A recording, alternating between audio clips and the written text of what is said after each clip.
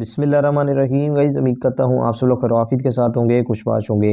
Guys बहुत सारे candidates को पता होगा कि APSC inspector of inland revenue की जो आज से 5 माह पहले जॉब्स की अनाउंसमेंट हुई थी, तो उसके रिटन टेस्ट 21 फरवरी से पूरे पाकिस्तान में कंडक्ट करने जा रहा है। So guys inspector of inland revenue के जॉब्स का जो सिलेबस है वो भी मैं सबसे पहले आपके साथ शेयर कर देता हूँ। इनकम टैक्स ऑर्डिनेंस 2001 और इसके बाद सेल टैक्स एक्ट आ जाता है, federal excise duty, then physical policy and function of FBR. Guys ये 5 टॉपिक में से आपके 80 एमसीक्यूज आएंगे और 20 मार्क्स जो पेपर होगा वो इंग्लिश के पार्ट में से उठाया जाएगा। गाइस आज की इस वीडियो में बेसिकली बनाने का जो मकसद है ना, वो कंप्लीट सेक्शंस की रिवीजन्स आपके साथ शेयर करने वाला हूँ इनकम टैक्स ऑर्डिनेंस में। वैसे तो 241 सेक्शंस बनते हैं, लेकिन जो आपके सिलेबस में जो सेक्शंस मतलब बनते हैं ना पार्ट, वही मैं आपके साथ शेयर करने वाला हूँ, ताकि आप 10 से 15 मिनट के अंदर इन तमाम सेक्शंस की रिवीजन कर लें। और अपने साथ साथ मैं जो ब्रीफली नोट भी आपको बताता जाऊंगा, तो आपने उनमें भी उनको भी अपने साथ नोट करते जाना है।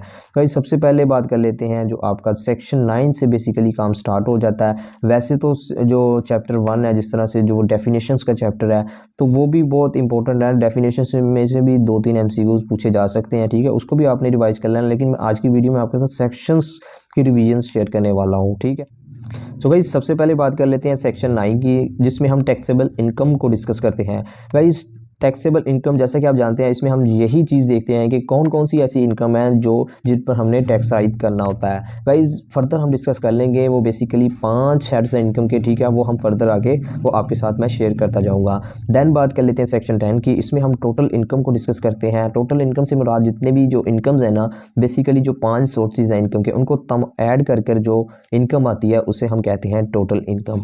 फर्दर सेक्शन 11 में हम हेड्स ऑफ इनकम की बात कर लेते हैं। बेसिकली 5 इनकम के सोर्सेज हैं: income from salary, income from property, income from business, income from capital gain और इनकम फ्रॉम अदर सोर्सेज। इन तमाम जो 5 हेड्स हैं ना, इसको हम डिस्कस करते हैं सेक्शन 11 में। देन गाइज सेक्शन 12, इसमें हम इनकम फ्रॉम सैलरी को डिस्कस करते हैं। इनकम फ्रॉम सैलरी में मैं थोड़ा सा आपको बता देता हूँ कि जो एम्प्लॉयर और एम्प्लॉई के रिलेशनशिप के दरमियान जो इनकम जनरेट होती है ना, उससे हम इनकम फ्रॉम सैलरी कहते हैं। गाइज इसमें जो कंडीशन है वो एम्प्लॉयर और एम्प्लॉई के दरमियान रिलेशनशिप लाजमी होना चाहिए। अगर और एम्प्लॉयर और एम्प्लॉई के दरमियान रिलेशनशिप ना हुआ तो वो इनकम फ्रॉम सैलरी नहीं कहलाएगा। देन गाइज सेक्शन 30 है, इसमें हम वैल्यू ऑफ परक्विजिट्स, जो सहूलियात होती हैं, यानी कि जो नॉन कैशेबल अलाउंसेस होते हैं ना इनकम फ्रॉम सैलरी में, वो हम वैल्यू ऑफ परक्विजिट्स में डिस्कस करते हैं। देन गाइज सेक्शन 14 आ जाता है, इसमें हम एम्प्लॉई शेयर स्कीम, ये भी इनकम फ्रॉम सैलरी का ही पार्ट है। देन गाइज सेक्शन 15 आ जाता है income from property. Income from property को हम सेक्शन 15 में डिस्कस करते हैं। इनकम फ्रॉम प्रॉपर्टी के हवाले से मैं थोड़ा सा आपको बता देता हूँ कि इनकम फ्रॉम प्रॉपर्टी है क्या। गाइज हम कोई भी ऐसी इमूवेबल प्रॉपर्टी जिनमें लैंड और बिल्डिंग आ जाती है, तो गाइज इनको जो हम रेंट पर देकर जो हमें रकम वसूल होती है, जो हमें इनकम वसूल होती है ना रेंट पर देने से, और ओनर भी हम लैंड और बिल्डिंग के, मिसाल के तौर पर मैं हूँ, मेरी लैंड है, ठीक है, उसको मैं किराए पर देता हूँ, तो उससे जो मुझे रेंट आएगा वो इनकम फ्रॉम प्रॉपर्टी कहलाएगा। गाइज इसमें तकरीबन अगर मैं डिटेल पर एक वीडियो बनाऊँ तो बहुत टाइम लग जाएगा। मैं जस्ट आपको बेसिक चीज़ें जो हैं वही मैं आपके साथ शेयर करने वाला हूँ। बेसिकली जो मेरी वीडियो का मकसद है वो सेक्शंस को रिवाइज करना है, ठीक है, ज़्यादा डीपली नहीं जाना। गाइज नेक्स्ट आ जाता है सेक्शन 15A डिडक्शंस, इसको हम इनकम फ्रॉम प्रॉपर्टी से लेस कर देते हैं। नेक्स्ट सेक्शन 16, इसमें हम नॉट एडजस्टेबल जो अमाउंट्स होती हैं इसको डिस्कस करते हैं। गाइज जिस तरह से हम कोई भी मकान को रेंट पर लेते हैं तो एडवांस में जो हमें रकम देनी पड़ती है 5 से 6 मंथ की, तो उसे हम नॉन एडजस्टेबल अमाउंट भी कहते हैं। गाइज सेक्शन 17 है, ये ओमिट किया जा चुका है, ठीक है, इसको भी आपने रीड कर लेना है, एमसीक्यूज बन सकता है, ठीक है। तो सेक्शन 18 है, इनकम फ्रॉम बिजनेस है। ये 5 हेड में से जो सबसे जो बड़ा हेड है ना वो इनकम फ्रॉम बिजनेस है, क्योंकि गाइज इनकम फ्रॉम बिजनेस में कोई भी एक्टिविटी जो प्रॉफिट एंड लॉस की जो एक्टिविटी है इनकम फ्रॉम बिजनेस में ही यानी कि शुमार की जाती है, तो ये बहुत ही ज़्यादा लेंथी हेड्स है। इसके बाद सेक्शन 19 आ जाता है स्पेकुलेशन बिजनेस का ही। जैसा कि आप जानते हैं कि इनकम फ्रॉम बिजनेस में हम एक जो स्पेकुलेशन बिजनेस है, 2 तरह के बिजनेस को डिस्कस करते हैं। एक तो जो सिंपल बिजनेस है जिसे हम नॉर्मल बिजनेस भी कहते हैं, और दूसरा स्पेशल बिजनेस आ जाता है जिसे हम स्पेकुलेशन बिजनेस भी कहते हैं। फर्दर आगे सेक्शन 20 में हम डिडक्शंस जो अलाउड है ना, मीन के जब हम PLN अकाउंट बनाते हैं, प्रॉफिट एंड लॉस अकाउंट बनाते हैं, हम डेबिट साइड पर एक्सपेंसेस जितने भी होते हैं तो वो हम लिख देते हैं। तो भाई कौन कौन से ऐसे एक्सपेंसेस हैं जिनमें हमें डिडक्शंस मिलती हैं, तो वो सेक्शन 20 में डिस्कस करते हैं। फर्दर वो आगे वो मैं आपके साथ शेयर कर देता हूँ। फिर आगे डिडक्शंस नॉट अलाउड, जो कौन कौन से ऐसे खर्चे हैं कि जो एफबीआर है वो नहीं मानता कि हम इस खर्चे को नहीं मानते, हालांकि वो हमें खर्चे बियर करने पड़ते हैं, लेकिन एफबीआर उनकी इजाज़त नहीं देता लिखने के लिए। तो गाइज़ इस पर एक सेपरेट वीडियो बनाऊंगा, क्योंकि वो डिडक्शंस नॉट अलाउड इसमें काफ़ी यानी कि डीपली अगर मैं आपको डिस्कस करने लग गया तो 15 से 20 मिनट इन्हीं पर लग जाएंगे, ठीक है। फर्दर आगे सेक्शन 22 आ जाता है, इसमें हम डेप्रिसिएशन, जितने भी डेप्रिशिएबल एसेट्स हैं उन पर जो डेप्रिसिएशन काउंट होगी वही हम इस पर डिस्कस करेंगे। सेक्शन 23 इनिशियल अलाउंसेस आ जाते हैं। सेक्शन 23A में फर्स्ट ईयर जो अलाउंसेस होते हैं, ठीक है, उसको हम डिस्कस करते हैं। आगे सेक्शन 23B आ जाता है, इसमें हम accelerated depreciation to alternate energy projects को डिस्कस करते हैं। नेक्स्ट गाइस जो इंटेंजिबल्स हैं, ठीक है, तो वो सेक्शन 24 में आ जाता है। इसके अलावा जो प्री कमेंसमेंट जो बिजनेस है, ठीक है, वो 25 सेक्शन में आ जाता है। इसके अलावा जो साइंटिफिक रिसर्च एक्सपेंडिचर्स हैं, ठीक है, वो आ जाते हैं 26 में, सेक्शन 26 में। इसके अलावा इम्प्लाई ट्रेनिंग एंड फैसिलिटीज़ पर जो खर्चे आते हैं वो सेक्शन 27 में हम डिस्कस करते हैं। इसके अलावा जो प्रॉफिट ऑन डेट्स, ठीक है, जो भी हम डेट्स वगैरह पर जो हमें प्रॉफिट होता है, ठीक है, तो उस पर कोई हमें जो डिडक्शंस मिलती हैं उन्हें हम सेक्शन 28 में डिस्कस करते हैं। बैड डेट्स आ जाते हैं, ठीक है, तो वो सेक्शन 29 में। सेक्शन 29A में प्रोविजन रिगार्डिंग कंज्यूमर लोन, ठीक है, तो उसको हम सेक्शन 29A में डिस्कस करते हैं। फर्दर आगे profit of non performing debts of a banking company, इसको हम सेक्शन 30 में डिस्कस करते हैं। सेक्शन 31 में हम ट्रांसफ़र ऑफ पार्टिसिपेटरी रिजर्व्स हैं, उसको हम सेक्शन 31 में डिस्कस कर लेते हैं।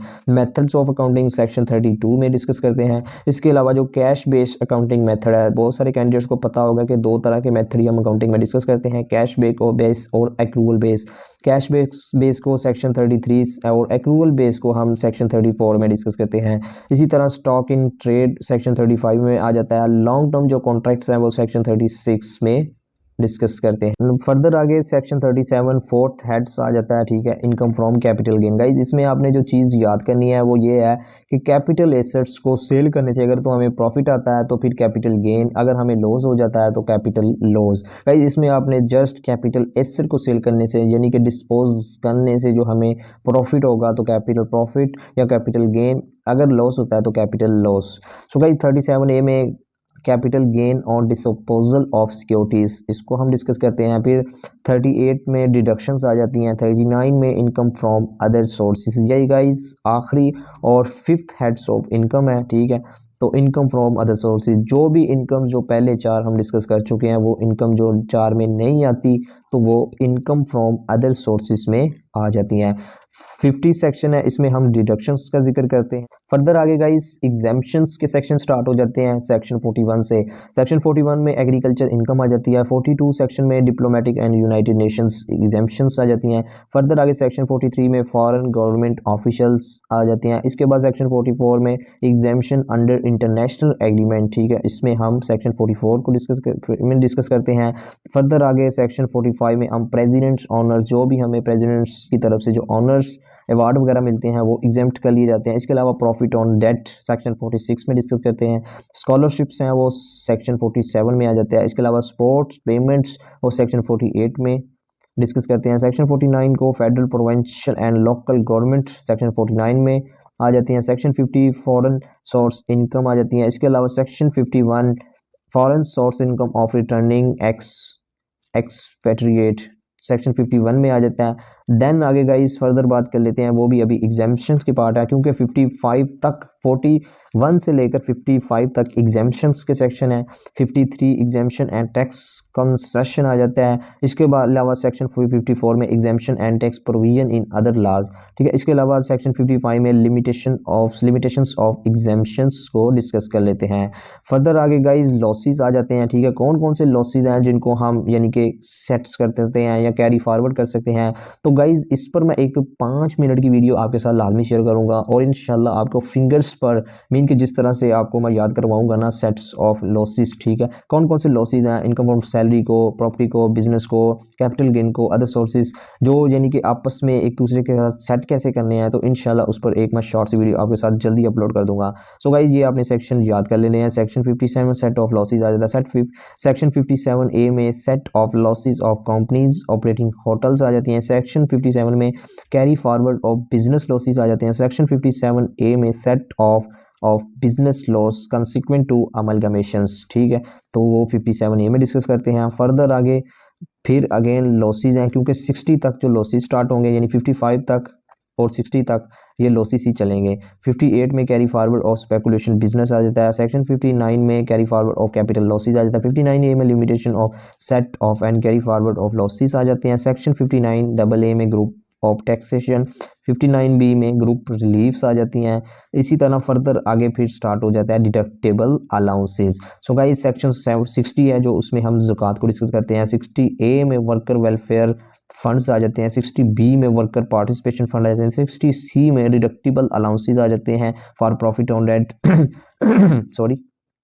सेक्शन 60 सी में deductible allowances for educational expenses आ जाते हैं सेक्शन 60 सी में। फिर आगे सेक्शन 48 सेक्शन रिनंबर्ड आ जाते हैं। Section 64 A B section renumber as 60 D आ जाता है। 64 बी में tax credit for employment generation by manufacturers आ जाते हैं। 64 सी में tax credit for person employing fresh graduates आ जाते हैं, ठीक है। देन आगे फर्दर बात कर लेते हैं 65 की सेक्शन की।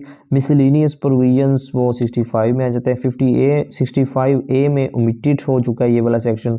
65 बी में टैक्स क्रेडिट फॉर इन्वेस्टमेंट। 65 सी में टैक्स क्रेडिट फॉर इनलिस्टमेंट, ठीक है। 65 डी में tax credit for newly establishing industrial and undertake.